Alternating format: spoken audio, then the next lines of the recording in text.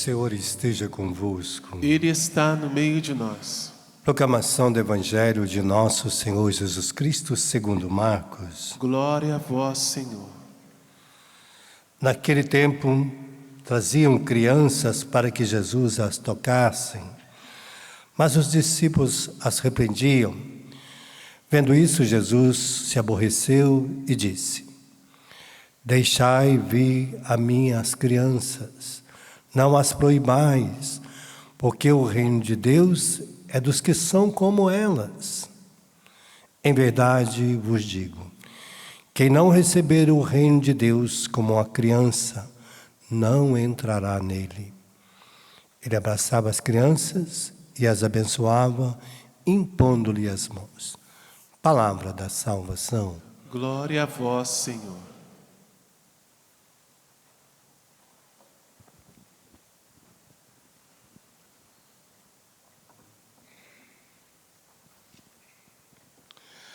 Hoje Jesus nos mostra como entrar no reino de Deus. Como que vou fazer para entrar no reino de Deus? Ele está mostrando que não tem nem muito segredo, não. É coisa simples, né? Ele está dizendo, ó, se você se tornar uma criança nas mãos de Deus, você vai entrar no reino de Deus. Pronto, você vai entrar no céu. Não é muito difícil a gente tornar uma criança, né? Despir nosso coração de tudo aquilo que as crianças não fazem. A criança nasce, não tem nenhuma maldade, não tem malícia, não tem impureza. Então a criança, ela vai aprendendo as coisas com docilidade, vai se esforçando para aprender a ler, escrever, falar, tomar banho sozinho. Ela vai imitando a gente, né? A criança imita o pai, a mãe, imita os irmãos. A criança menor, se tem uma irmã, ela quer ser igual, quer copiar, né? Então ela está sempre querendo fazer aquilo que o outro faz de bom, que o outro dá conta de fazer, né?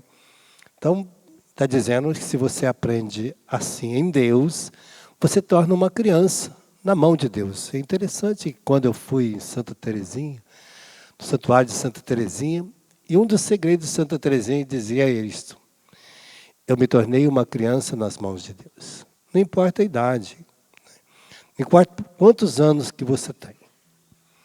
Mas se a gente torna uma criança nas mãos de Deus, nós vamos criando docilidade para viver as coisas de Deus. Então nós precisamos fazer com que o nosso coração seja um coração de criança, nossos pensamentos, nossos desejos. Nós vamos cada dia mais santificando nossa vida, santificando os nossos olhos, santificando os nossos ouvidos, santificando a nossa boca, né? Arrancando do coração a dureza. Porque a criança, depois que você faz amizade, ela vem, pula no seu colo, abraça, te beija, né? Ela está disponível, ela quer brincar com você, ela quer ser íntima, né? A criança é assim. Depois que você conquistou a criança, ela quer estar ali do seu lado, quer passear com você, quer sair com você. Então ela está sempre disponível, né? Para aqueles que estão disponíveis para ela. E assim a criança vai aprendendo, né? Ela quer estar junto das pessoas. Quando ela está brincando, ela quer sempre brincar com alguém. Hein? E se não tem ninguém, ela inventa uma personagem, né? Ela inventa alguém para brincar com ela. Arruma e diz que os anjos de Deus vão ali brincar, torna brinca com as crianças, né? Então, por isso, a leitura de hoje vai mostrando a necessidade da gente ir refreando aquilo que vai entrando de maldade em nós.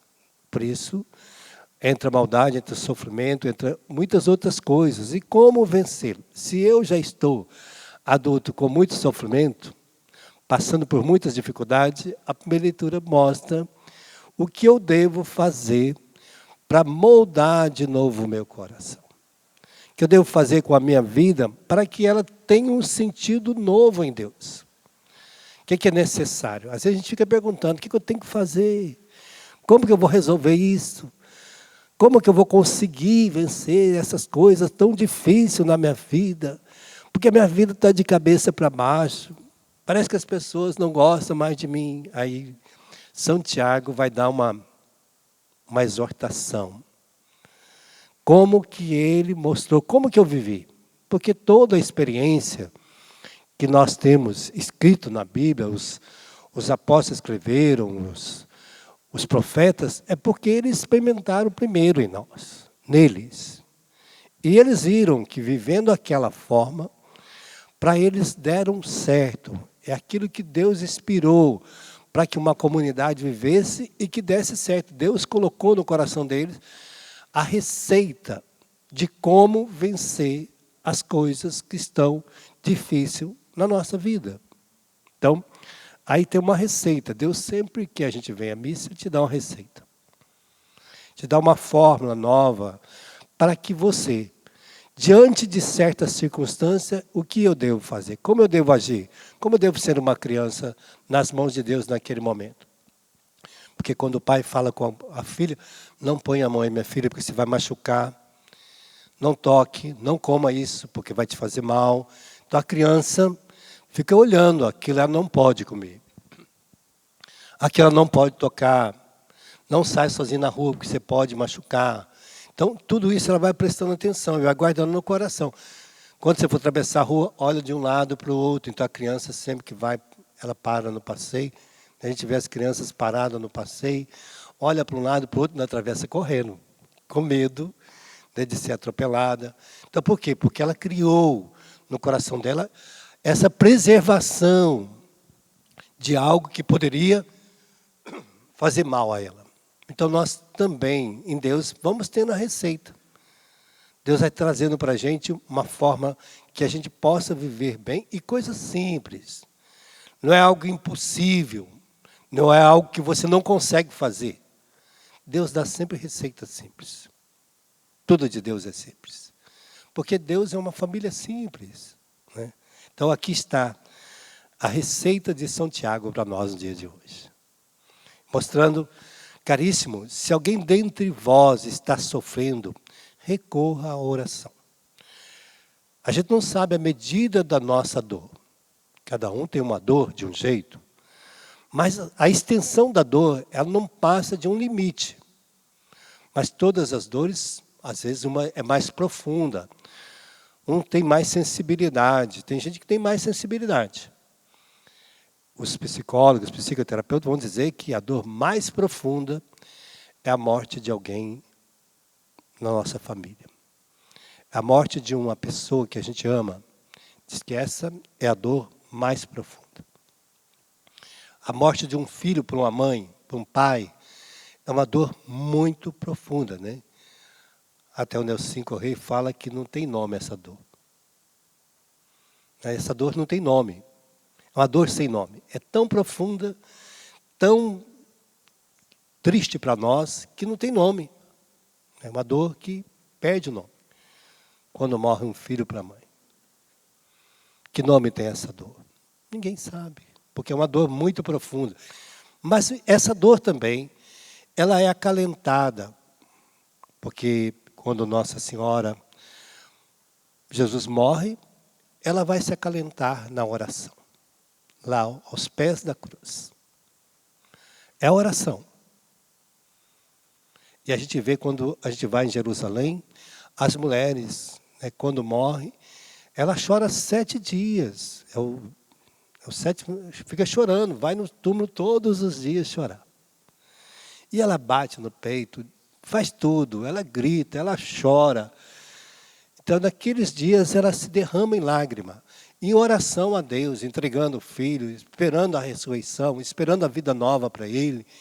Então, ela que gerou, agora ela entrega, a mãe entrega, o pai entrega a Deus, aquele filho, porque já sabe que ele está diante de Deus, né? Vai saber que ele já está na presença desse Deus. É Deus que agora vai cuidar dele, porque ele cuidou enquanto estava vivo. Então, por isso é necessário que, naquele momento, ela viva essa intensidade da entrega. É interessante que quando passa o 7º dia, acabou. Ela já não chora mais. Já está na presença de Deus, porque para eles, até o 7º dia, Deus pode ressuscitar. Passando esses dias, agora já está na presença de Deus, agora é Deus que cuida. Está lá na mão de Deus. Pronto. E ela volta para casa e vai cuidar das coisas. Por isso, está dizendo a necessidade da oração. Não se entregar, não desanimar, achar que está tudo perdido, seja qual o sofrimento. Se eu não dou conta de rezar, vou chamar alguém, porque às vezes a gente vê que as mulheres levando outra pessoa, que ela às vezes está tão triste que ela leva outra para rezar junto. Se eu não estou dando conta, que às vezes a gente até encontra pessoas que falam assim, ai, padre, eu estou tão cansado, eu estou tão triste, põe a mão na minha cabeça, não é assim? Tem mulher que encontra, que a outra fala, fulano, eu estou muito cansado. Reza para mim uma Ave Maria, né? Ou reza comigo. A pessoa vai recorrer. Então, a oração, porque nossa alma é espiritual, não tem como outra coisa abastecer a nossa alma. Nada vai abastecer a nossa alma se não for espiritual. Porque a nossa alma, ela vem de Deus, ela se abastece nas coisas de Deus. Não abastece de outro jeito. Não tem nada que pode abastecer a nossa alma, a não ser esta graça. Por isso que está aqui no início. De acalentar nossa alma na oração. É ela que vai trazer o refrigério para o nosso coração. Não tem outro jeito. Não tem. Xingar, falar palavrão, reclamar, não vai resolver nada da minha alma. Mas rezar, fazer a nossa oração, vai. Esse é o segredo. Se você está desesperado, está triste, sofrendo, está dizendo, olha, recorra à oração. Se alguém está alegre, disse, entoe hinos, cante, louve a Deus, agradeça pela abundância, pela benevolência, por tudo de bom que está acontecendo, cante. Solte a tua voz, não fique aí preso, né? Não, deixa a alegria do seu coração, porque tanto a lágrima como o cântico é uma manifestação do Espírito de Deus em nós, do Espírito Santo em nós, da nossa alma em Deus. É uma expressão de oração em nós. Até o Márcio Mendes escreveu Os Dons da Lágrima, né? Tem um livrinho dele falando do debruçar nas lágrimas, porque até interessante quando o Kennedy morreu, a esposa do Kennedy não chorou no velório. E muitas mulheres, por ver aquela mulher não chorar, resolveram também não chorar no velório do seu marido, no velório, na morte de alguém. E a maioria das pessoas que não choraram, depois disso ficaram doentes, tiveram doenças gravíssimas. Porque quiseram prender a tristeza dentro de si mesmo, a dor dentro de si. E ela vai explodir de alguma forma. Então, aquela dor que não foi expressa, não foi colocada para fora em lágrimas, transformou-se em doença. Quando a gente prende o choro, costuma causar algum problema. Está vendo? O choro é uma expressão mesmo de liberar nosso coração, de soltar tudo isso. Então não fique com vergonha de chorar, não. Não faz mal para ninguém chorar, né? Chorar é uma expressão da alma que alivia o sofrimento, as dores. Então, por isso, é importante ele dizer, mas se você está feliz, cante, né? Se alguém está dentre vós estiver doente, mande chamar o presbítero da igreja, para que orem sobre ele, ungindo com óleo do Senhor. Então, a unção dos enfermos. Se eu estou doente, preciso de uma unção, eu vou na igreja. Porque às vezes tem doença que às vezes a gente pensa, olha, eu estou deprimido, será que eu posso tomar unção dos enfermos? Pode, não tem problema nenhum. Eu estou muito triste, muito angustiado, não consigo mais acalentar a minha alma, né? Estou doente, a minha alma está doente. Então eu posso buscar auxílio. Tem coisas que Deus vai vir em socorro de outra forma. E Ele está dizendo, além disso, mesmo você ungindo com o óleo do Senhor, a oração vai te salvar. A oração feita com fé salvará o doente e o levantará. Então, é a minha fé. O Senhor vai me levantar, o Senhor vai me colocar de pé. É Deus que vem em meu socorro. É Ele que está me segurando agora. Eu estou sendo ungida por Deus para viver uma vida nova. E a unção vai trazer até o perdão dos pecados na unção dos enfermos. Então, por isso, vai trazer vai me libertar de tudo aquilo que me escraviza. E aí está dizendo, olha, também, às vezes, se você tem um outro segredo, aqui tem uma outra coisa. E se tiver cometido pecado, receberá o perdão. Confessai-vos, pois uns aos outros os vossos pecados. Orai um pelos outros para alcançar a saúde. A oração fervorosa do justo tem grande poder. Então, aqui uma outra forma de confessar. Nós temos o ato penitencial da missa, para os pequenos pecados veniais, por isso nós temos toda a missa. O ato penitencial para quê? Para os pecados de pensamento, as minhas pequenas irritações interiores, às vezes uma palavra que escapuliu, né, que saiu, que não deveria ter saído. Então, esses pecados veniais. No ato penitencial da missa, eu me reconcilio com Deus, me reconcilio comigo, me reconcilio também com o irmão. Por isso que tem um ato penitencial. É uma forma de confessar. A segunda é essa confessar uns aos outros. Como confessar ao outro? É reconhecer que eu errei. O marido reconhece que errou com a esposa. Minha esposa, me perdoa. Olha, eu errei com você. Meu irmão, eu errei com você, me perdoa. Fulana, eu errei com você, me perdoa. Meu esposo, eu errei. Então, nós podemos confessar o outro. Olha, eu não devia ter feito isso, não devia ter falado com você alto, eu não devia ter gritado. Então, eu estou confessando. Eu peguei o seu dinheiro, eu peguei alguma coisa sem te avisar, eu usei as tuas coisas sem você me dar autoridade. Então, eu me confessei. E se aquela pessoa, olha, me perdoa em nome de Jesus essa situação. E a pessoa perdoou, está perdoada. Eu não preciso confessar mais esse pecado. Porque tem grande riqueza. Ora e ora por mim, reza por mim. Aí a pessoa, pode deixar que eu vou rezar. Né? Que eu preciso mudar, eu preciso ser uma pessoa nova. Eu preciso ter uma atitude nova na minha vida. Então, por isso, é necessário que eu reze. Então, esta graça que hoje ele está mostrando, a riqueza da oração fervorosa, que vai colocar o outro de pé. Porque à medida que você perdoa, que você reza, o outro recebe a graça sua, de você ter perdoado, além de ser um perdão sempre é divino, e ainda por cima a oração que vai fortalecer a sua alma. Então, toda a riqueza que a gente necessita para viver, e aí está.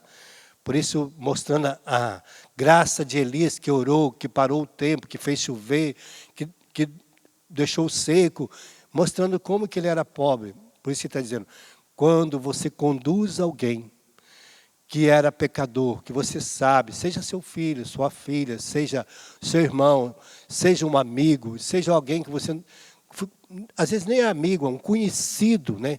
E que você reconduz ele para Deus, você está salvando a sua alma da morte. Vai salvar a alma dele da morte. E vai apagar o número de pecados da sua vida, só porque você reconduziu uma pessoa para Deus. Então, mostrando a riqueza da nossa intercessão, a riqueza da gente conduzir as pessoas para Deus. Mostrando como que a tua palavra, quando conduz alguém, traz a salvação para a tua vida. Nós precisamos, pelo menos, levar um para o céu. Senão a gente não vai chegar lá, não. Nós precisamos reconduzir. Então, em vez da gente brigar, em vez da gente xingar, em vez da gente ficar inimigo, a gente reconduz. Que Deus toque no seu coração, que Deus mude a sua vida, que você seja um homem tocado por Deus, que se você seja uma mulher tocada por Deus, que você seja uma filha agora, que Deus tome conta do seu coração. Todo dia que você entrar naquela porta, sabe que eu estou aqui intercedendo por você, rezando por você, querendo a sua salvação.